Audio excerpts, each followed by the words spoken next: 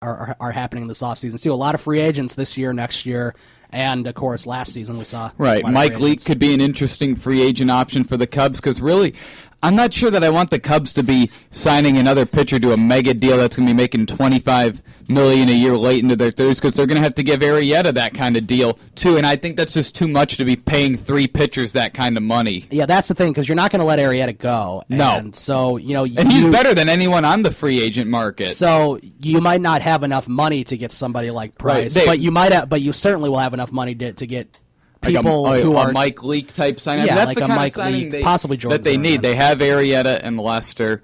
I mean, they probably do have the money for it. It's just that they'll be getting the new TV deal because Rizzo, Russell, Bryant, and Schwarber and Soler are all free agents the same season, the same offseason. So they're going to need that's going to be an offseason that they need to shell out a ton of money. Yeah, that's what 2019, 2020, 2021, 2021. Because with Bryant being held down for a week and a half, they got the extra year of control, which was nice. Right, and it's obvious that they need to get another pitcher. I think Hendricks is good enough to be in the rotation. A Mike Leake type signing is kind of what they need. Maybe try to get a good bullpen arm because C.J. Edwards could start at some point. Right, or maybe you throw him in the bullpen. It just would be too much to just to go out and sign that David Price. I mean, now maybe if Jordan Zimmerman, if you could get him on the same contract as Lester, that's a maybe. Price you'll probably have to hand out $200 million to, and it's just too much because you don't want to have 3 pitchers in your starting rotation in their late 30s making $30 million each a year. Yeah, that's true, and. Yeah, it's just, but going back to the present now, as we close out the segment, the Cubs are in a good position right now, and I know they're odds-on favorites to win the World Series, blah blah blah, but the Cubs don't listen to all that stuff. They don't care. Joe Madden won't let them listen to that. No, and there's no reason to listen to that. Those are just odds makers, rich people from Chicago making bets in Las Vegas or something. You really wonder how many games they would have won this year and how far they would have gone into the postseason if they still had Rick Renteria.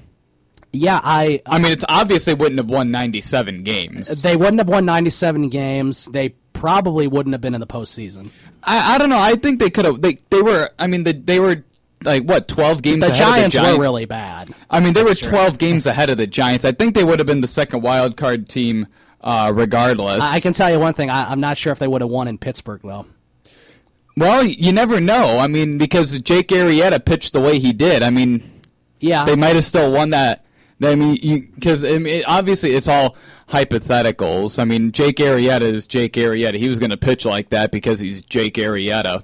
Yeah, and he lost 6 games this year, and I was at 4 of his losses. Oh, really, no! Doesn't that just sound like the worst luck ever? You and I saw him lose to the Reds. We saw him lose to the Brewers. And then I saw them. He pitched in the game that Cole Hamels no-hit them, and then I saw him lose to the A.J. Burnett and the Pirates.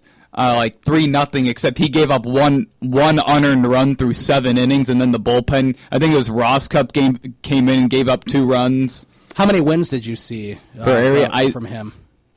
Well, he got the win in the playoff game on Monday. Yeah. I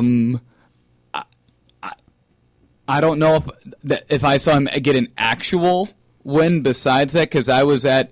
The game he pitched against the Brewers, he left losing 2-0 when Rizzo hit that booming 3-run homer that kind of turned the season around. Yeah, he pitched that game, except the reliever got the win, and that was probably arguably one of the biggest hits of the season. Yeah, that one and that 3-run the Bryant home run earlier in the week, the walk-off against the Rockies. I mean that Rizzo home run seemed like it turned the season around because then they went on that 9-game win streak, won like 16 of 17 or something ridiculous.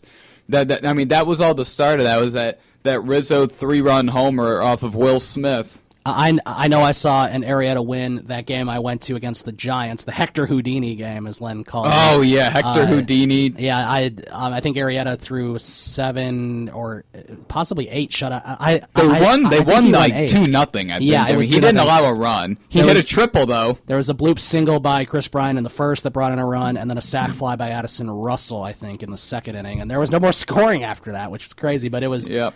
One of the most exciting games. All right, we're going to take a break. We'll come back. We'll give our NFL week. Are we in week 6 or week 7 now? I think we're in week 6 right now, for the NFL. And Thursday somehow night, the Bears' schedule actually looks like they could start winning a lot of games. Yeah. We'll talk about that too, and we'll also give you an update on the Dodgers and Mets. They're just underway, pretty much, and Thursday Night Football starts in mere minutes. You're listening to the Sports Renegades on SportsTownChicago.com. The Sports Renegades podcast on SportsTownChicago.com.